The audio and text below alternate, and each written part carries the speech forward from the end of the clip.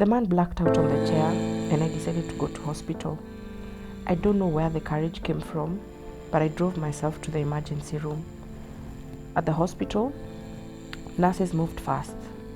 The doctors were just walking in and out without saying anything to me, in a way that already felt like bad news. I kept asking when I would hear your heartbeat.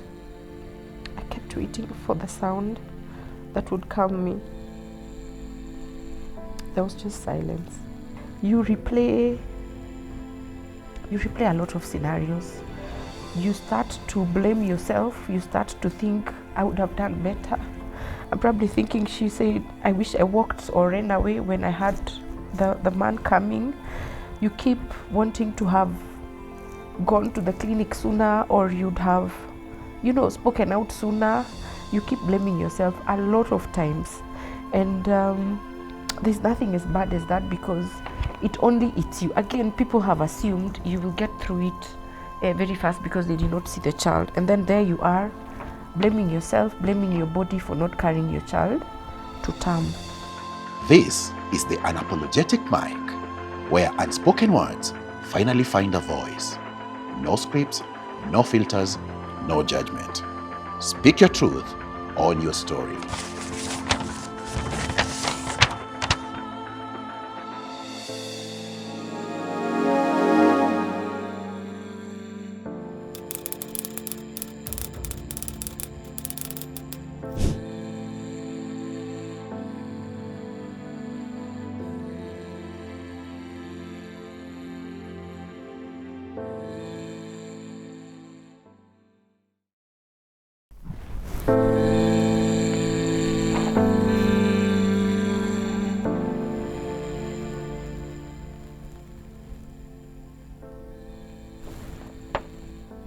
Dear my baby, I was waiting for the right moment to name you. The day I will see your face, feel your weight on my chest, and know exactly what to call you.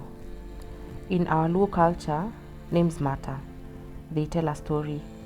They mark the season a child arrives in. They welcome a baby properly into the world. I wanted your birth to be beautiful and surrounded by joy. But that day never came. That night, your father came home drunk. I knew before I saw him that he would be trouble. The sound of the gate, the way the door opened too hard, and the alcohol smell that always carried danger with it. I learned the signs over time. He asked for water, and I quickly brought him a glass. He tasted it and spat it on my face.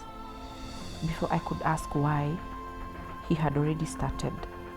I begged him to stop. But violence does not listen. I learned when to go quiet and learned how to shrink myself and protect my belly. When the house finally went quiet, my body felt unfamiliar. Everything ached, and something felt wrong. I lay there, hands on my belly, praying prayers without words. I asked God to take the pain, to just take anything but you.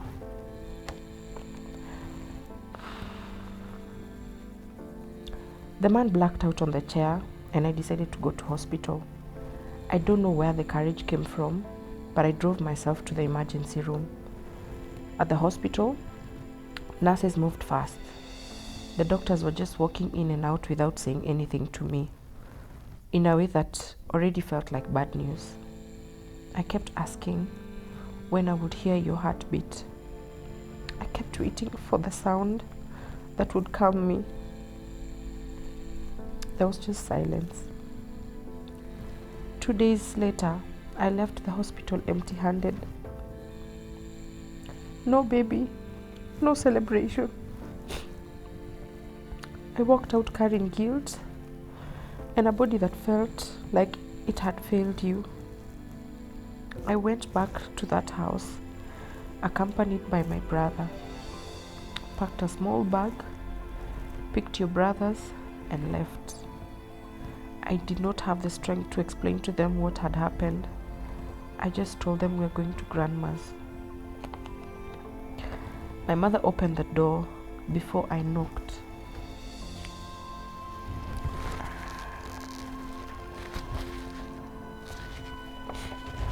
She held me the way she did when I was a child myself.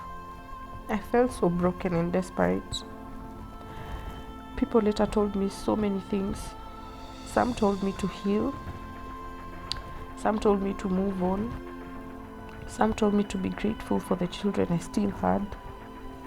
They did not understand that a mother does not replace a child. She only knows how to carry one in absence. Because of you, I chose safety. Because of you, your brothers sleep peacefully. Because of you, I learned that love should never arrive with fear. Your short life opened my eyes and gave me courage I did not know I had. I speak to you in my prayers. I imagine the name I would have given you, and I say it softly when no one is listening. You're still my third child, and I love you, Mom.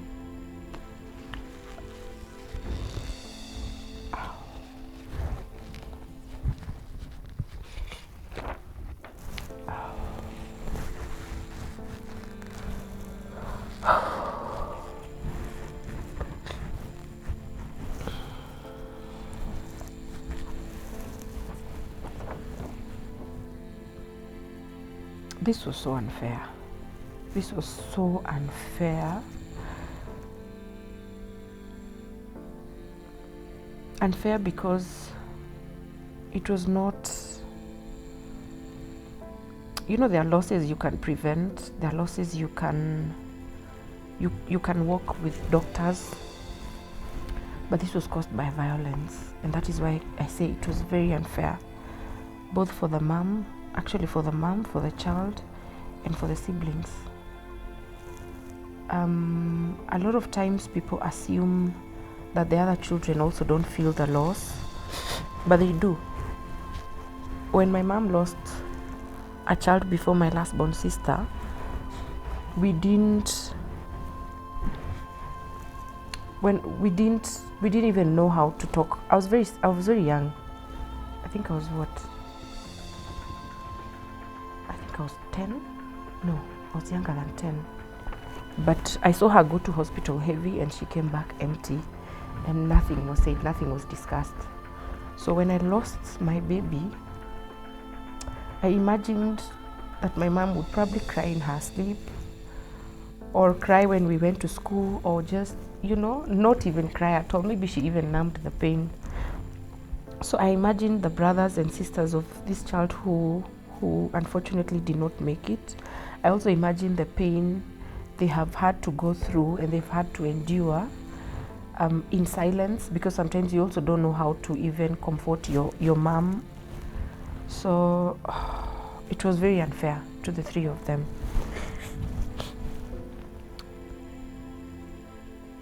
When you lose a child inside of you, people assume it's not as painful as losing someone who has lived. What they don't realize is this child lived inside of you. So you start bonding with a child when you conceive. So the grief, I would never compare grief, because again, it's you have a different relationship with the person you lose, and so on and so forth. So my point is, we should never assume that the grief of an unborn child is less because you had not seen the child. It is the most,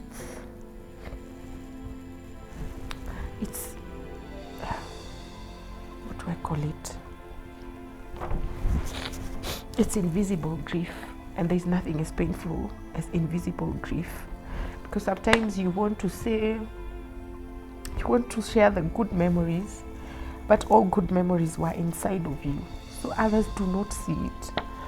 When you lose someone who has already lived, I assume you are sometimes able to talk about the good times, and it helps, sort of helps. But when you lose a child you had not even held, you just had dreams about them. I remember I had planned on how I would say hi to my child every time I came home. But that time never came. So, invisible grief and dead dreams. Actually, yeah, dead dreams. Because everything you plan just goes.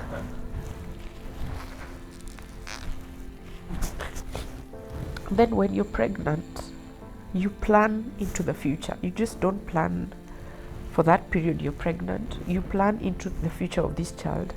So when you lose the child before they come, those are dead dreams, and they are very painful. And you keep wondering what they would have turned into, because every parent wants their child to be this and this, to be successful. You want to support them in their dreams, but when you lose a child that did not make it,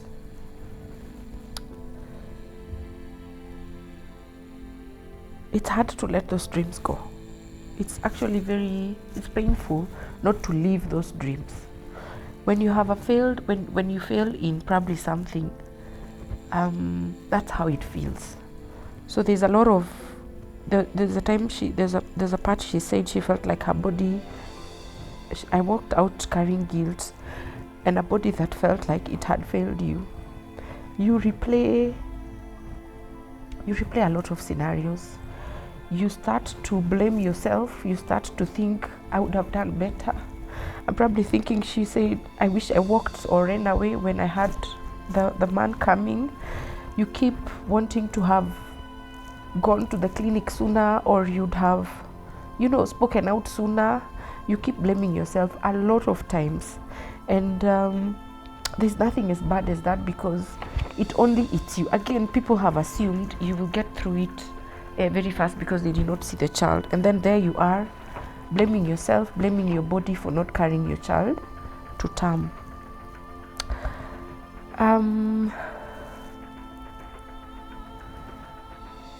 There is no name for a mother that has lost a child.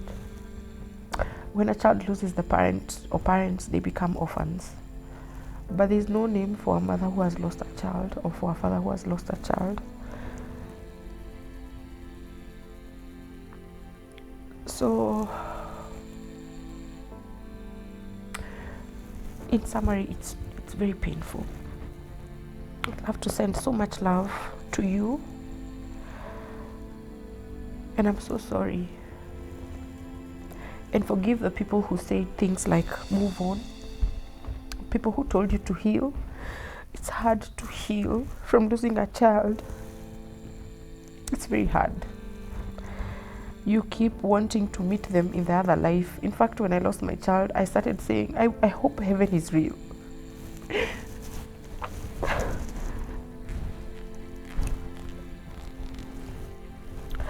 That's the only part that makes me wish or pray that heaven is real, because that pure soul went straight to heaven. And I look forward, if there is heaven, I look forward to meeting that my McKenna, because I'd want to know what should have been like. She left too soon. So I forgive the people who said, forgive people who belittle the grief of losing a child. Forgive them. We still don't know how to deal with grief in Africa as a whole. People want to rush the process. People want you to move on from that very fast. And the other unfair thing about loss is life does not wait for you to grieve. It moves on very fast. It's you who's left dealing with all the emotions, all the pain, all the love that has nowhere to go, because grief is love that does not have anywhere to go. So you forgive all those people who say those things, but also you teach them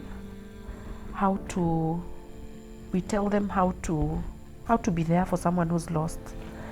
I say sometimes you'd rather not even say anything.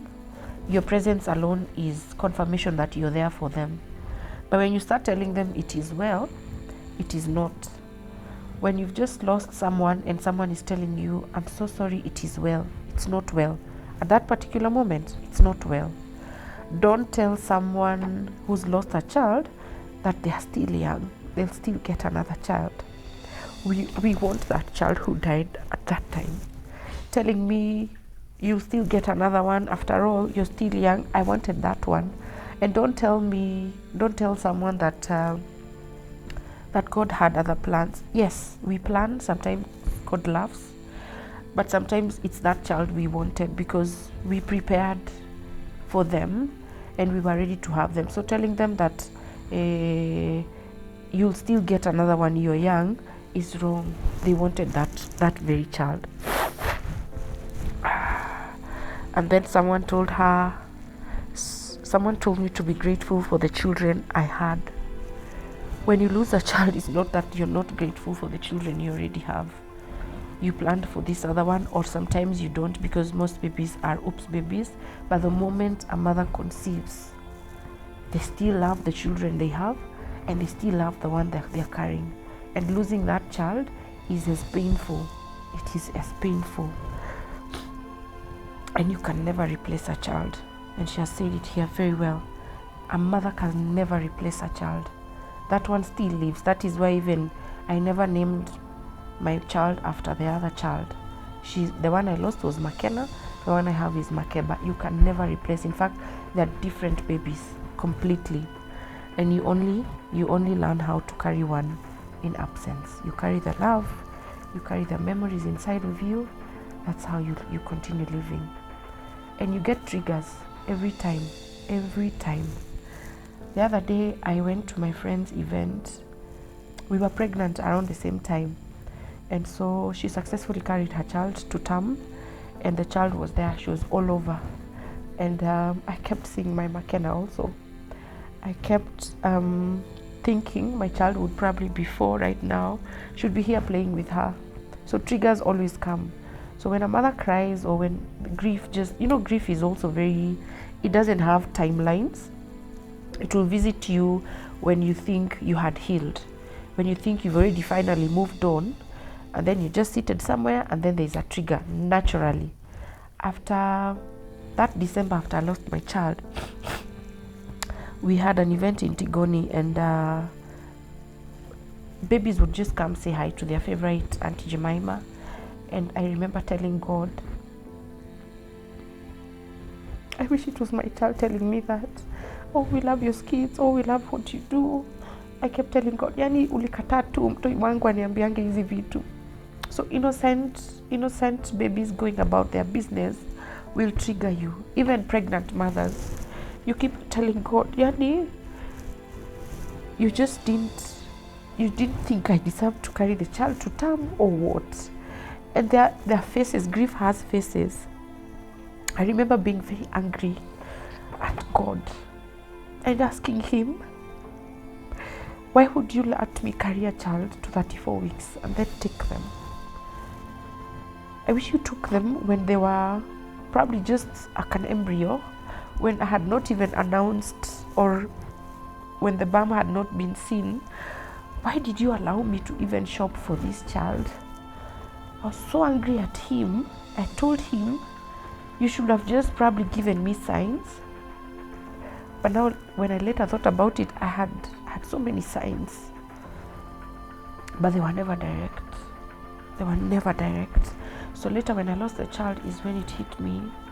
Oh, this and this had happened. I had thought of this. I had this dream. My sister also had the same. But you see, sometimes you can't even speak them out because of the fear.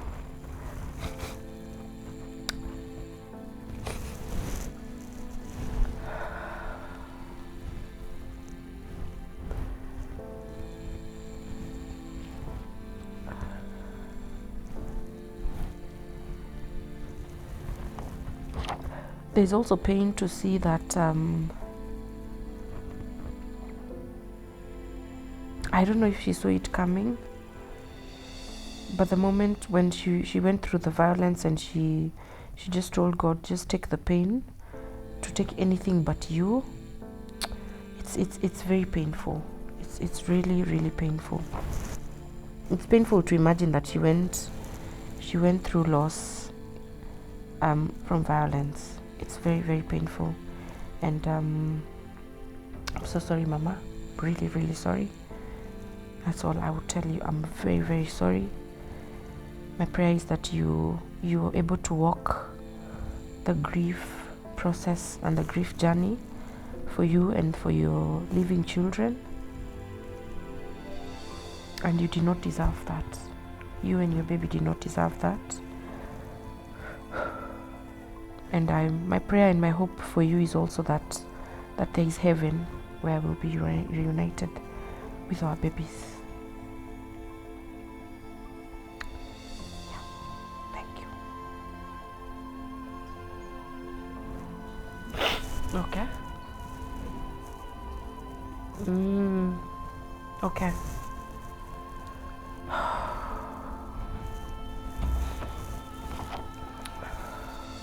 Mine was a medical case, was a medical problem. I lost that child. My doctor tells me it was 99% chances I lost the child to gestational diabetes. He says 99% because we did not do the tests in good time, but the signs were there after the baby. The baby was very big. So with gestational diabetes, you either give birth to a... Okay, allow me to explain what gestational diabetes is. When you're pregnant, the placenta produces hormones that interfere with the work of insulin. The work of insulin is to regulate blood sugars. So when that work is interfered with, most times your blood sugars will hike, and that was my case. And when you get gestational diabetes, you either give birth to a very big baby because your baby has sort of been feeding on junk, very high sugar levels. So the chances are either the baby will die in you, or you'll give birth to a very big baby, or you'll give birth and the baby will die immediately because they were used to feeding on sugars. Then when they come out of you, it's like withdrawal syndromes. They're not getting the sugars they were getting now, they're just breastfeeding on normal milk, so they'll die immediately. It was very, I did not expect that.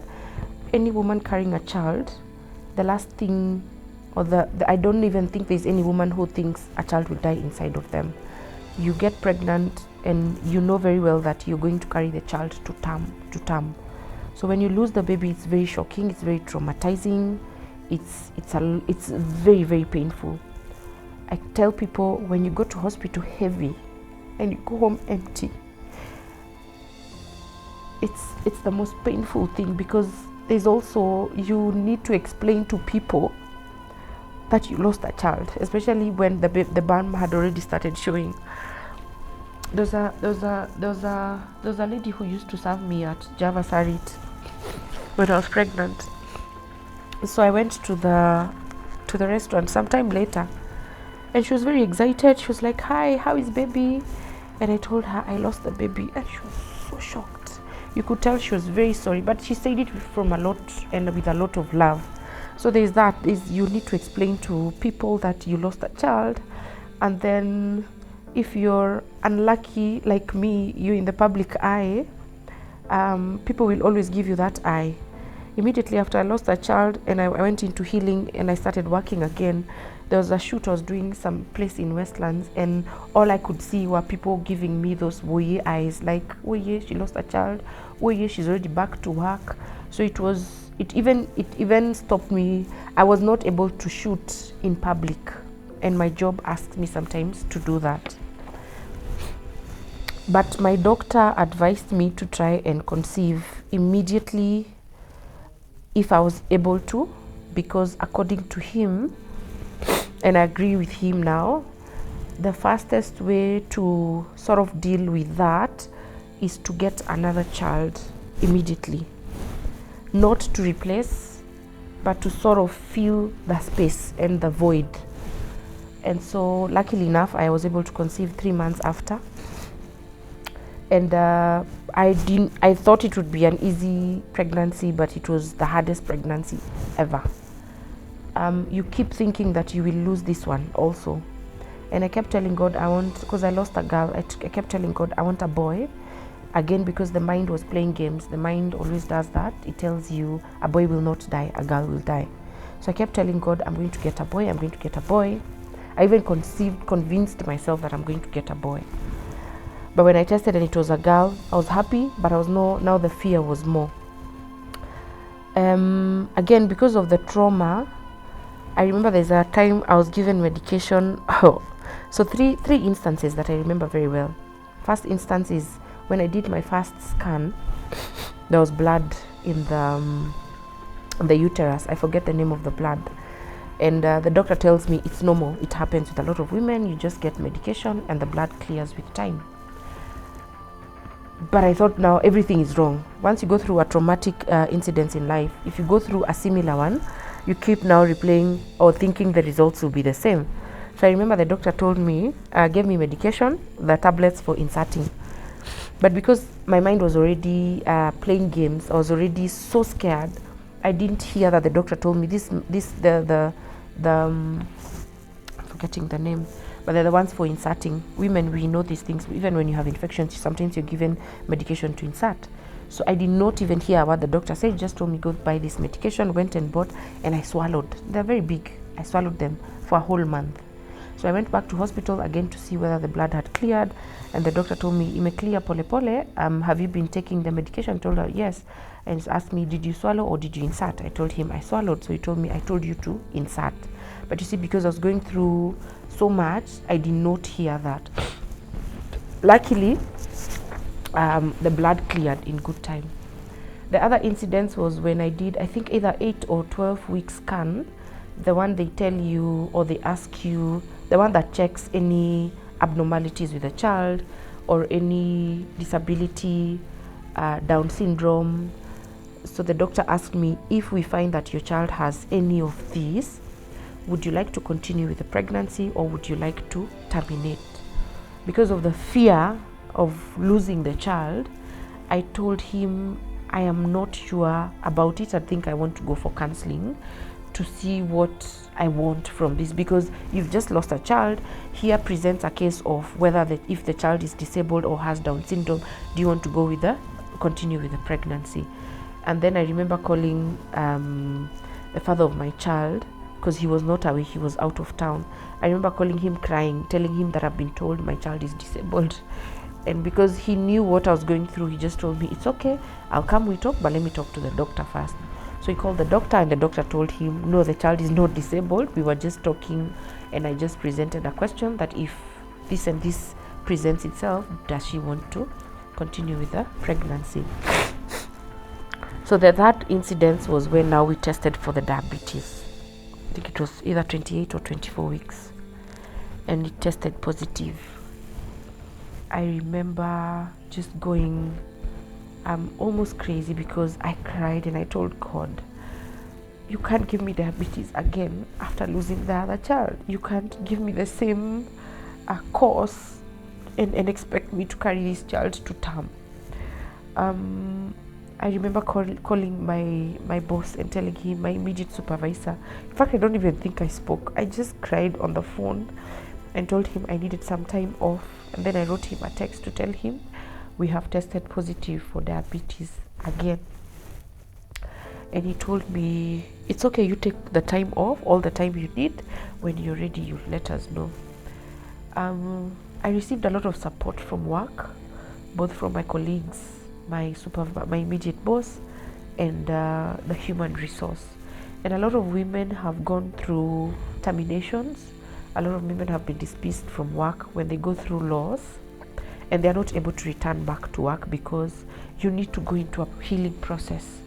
So I'm super grateful that I got a lot of support from work, and I send a lot of love to women who did not receive the same, but also send a message to you who's watching, in whatever capacity that you're in. If you're able to offer any support to a mom who has gone through either a miscarriage or a stillbirth, or has lost a living child, to offer them the support that they need, because it is very painful. It is to expect them to work normally, especially immediately after, is honestly very unfair. They cannot do that. So please offer that support, even to the human resources. If a woman tells you or goes through loss of any form, I believe it's humanly possible to allow them to go for 3 or 6 months or for the whole maternity period to heal and then come back to work after, because you'd have given them the maternity leave if they had given birth. So it's only fair for you to also allow them to go grieve the child after loss. Then so we were now on medication. I went to the diabetes center. I went through a whole training session on diabetes. I tell people, I don't think there's anyone now who knows diabetes more than I am. I am now a diabetes teacher.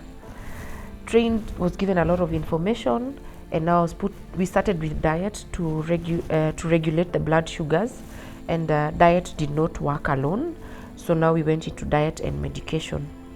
I had to test my blood sugars 9 times every day, and by 9 times, I bought like a small gadget. I would prick myself, get the blood, put it on the gadget, and test the sugar levels, and register on the book. And then every day in the evening, I would send my doctor. So 9 times, because you test fasting levels.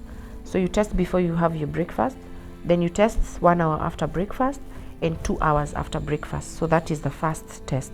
Second test is an hour before lunch, or before lunch, an hour after lunch, and another hour after lunch. That's the second batch. Then the third one is before dinner, 1 hour after dinner, 2 hours after dinner. So by the time I was giving birth, I had holes in my fingers, because ulikuwa unadunga, una make sure hauna space, you don't have more space to prick again, then you go to the other finger. Kept telling people, I literally had holes, but I had to go through that for me to make sure that I carry this child to term. I wanted that, I needed that, because I could not imagine going through a second loss. I'd either have taken my life, because I was also very suicidal with the first loss. So I could not imagine losing another child. And then because I lost McKenna at 34 weeks, the more close I got to 34 weeks, my blood pressure shot. I was very scared. And I remember my doctor told me, because of the pressure, we can't go beyond 35. Honestly, even physically, nilikuwa nimefura. So he told me, we're going to deliver your child at 35 weeks. And I told him that's fine. So when I got to 34 weeks, I was so scared. I think I called my doctor almost every day. Every day I'd go home and I told him I can feel the baby kick. And he'd tell me, you okay? Let's do this again tomorrow. Tomorrow the same thing. Then when I hit 35 weeks, I admitted myself to hospital. He was telling me, we normally admit, if you're going for CS or induction, you're admitted in the evening. I told him, I'm not going home. I'll be here the whole day. You just tell the doctors I'm here and I'm ready.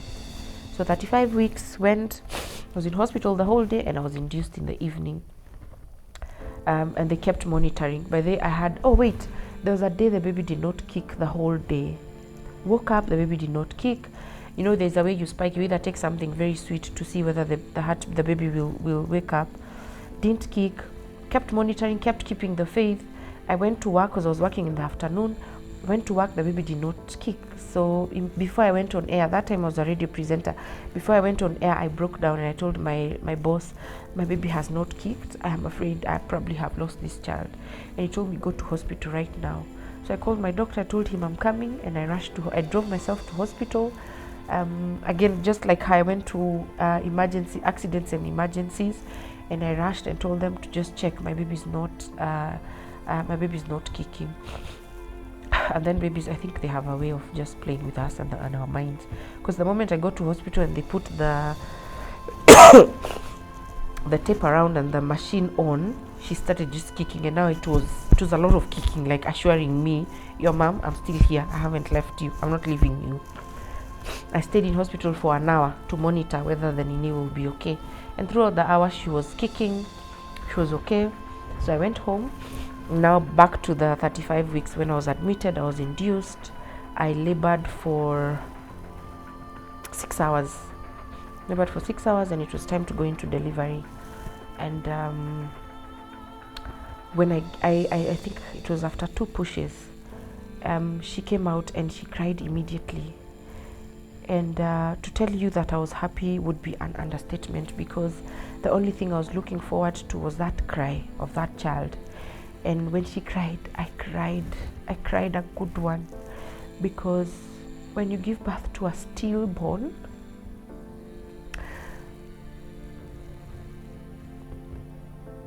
I don't even know how to explain what you feel. And even doctors sometimes do not know what it is to tell you. A stillborn, you've got, imagine going through labor to push a dead child.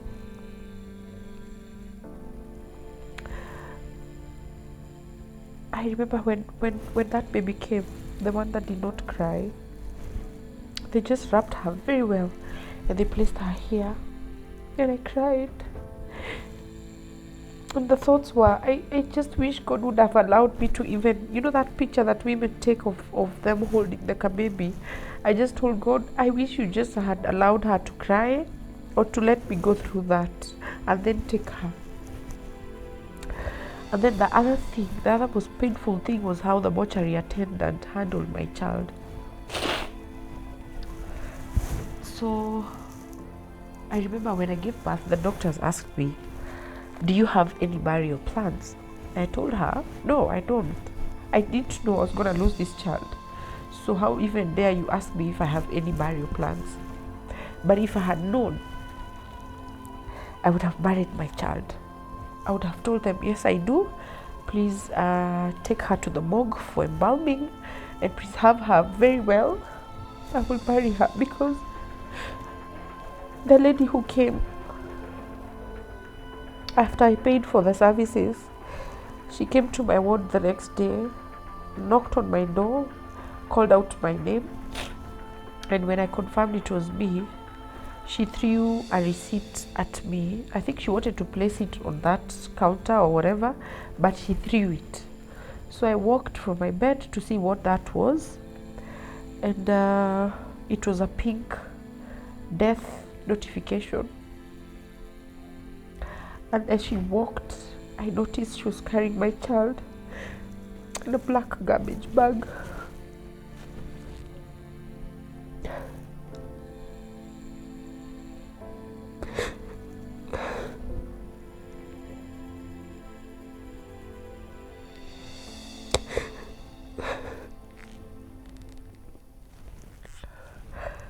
Like I had gone through labor, it was painful. But carrying my child in a black garbage bag was too painful.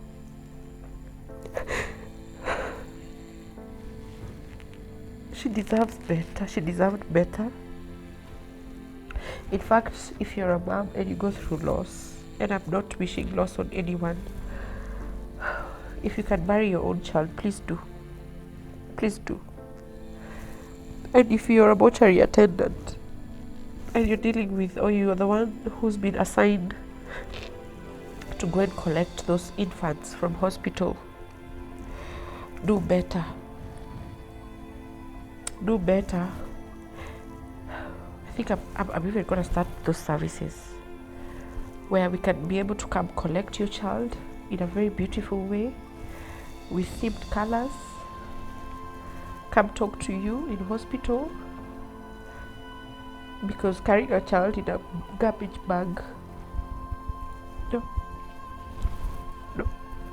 it's not nice, it's not fair. Yeah. So if you can, yeah, bury your own child. I'd have loved to even visit her grave more often.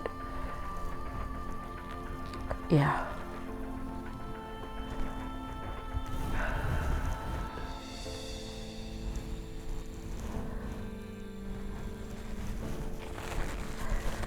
So when Makepa cried, I cried. I felt so nice. Remember, because of the blood pressure, nilikuwa nimefura sana. My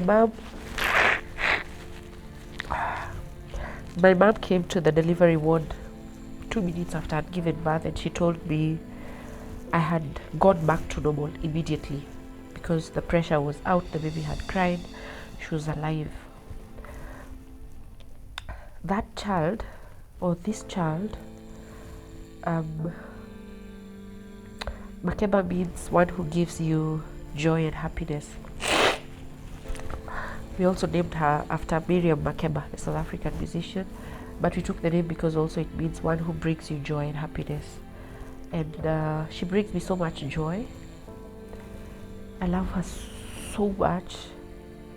She's very beautiful, oh my gosh, this baby is so beautiful. And the way she has tackled life for the 3 years we've been with her is also amazing. She's tackled milestones in a way.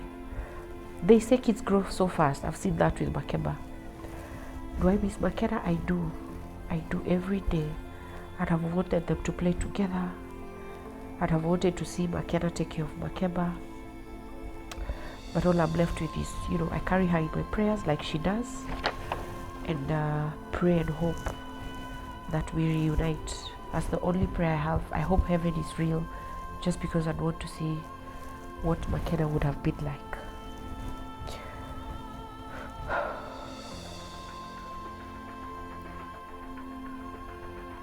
Yeah, thank you. Yeah. I tell her it was very hard when you left. It was very hard when you left, Makeba. But your leaving gave me purpose. Your leaving made me meet women from all over who had also lost their babies. I became a source of encouragement to other women. Because of you, people think I'm very strong, and it's good to be labeled strong.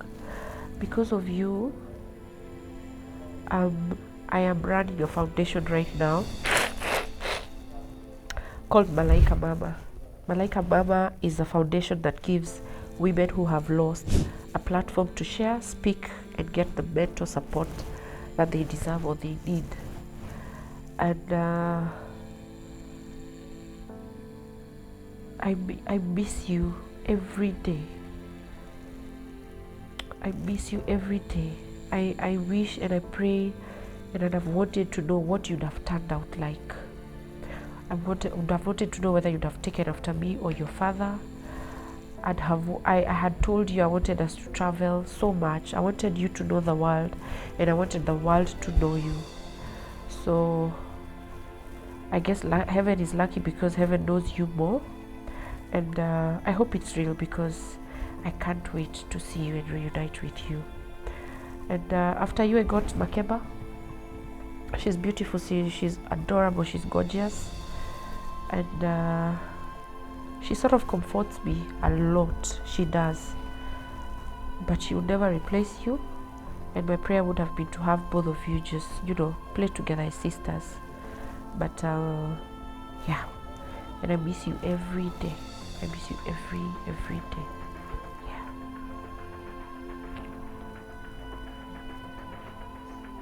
Parting shot, grief is love with nowhere to go. So if you're around someone who's going through grief, just offer them the support that you can without saying much. If you're going through grief, it's advisable to go through it as it comes. I urge people not to numb the pain. If you feel like breaking down, break down. If you feel like screaming, scream.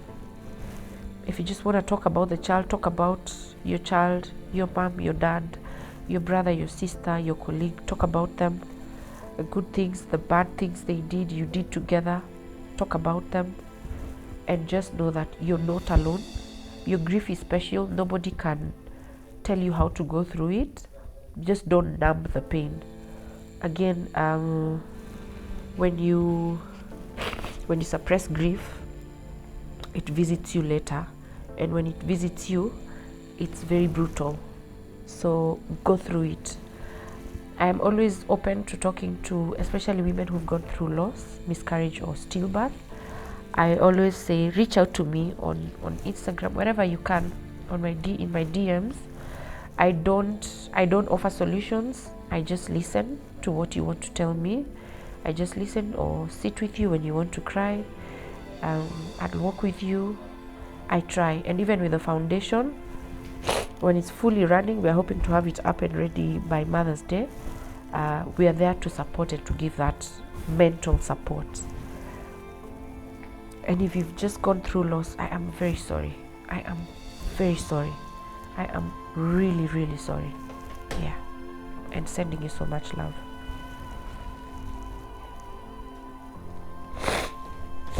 Yeah. Where?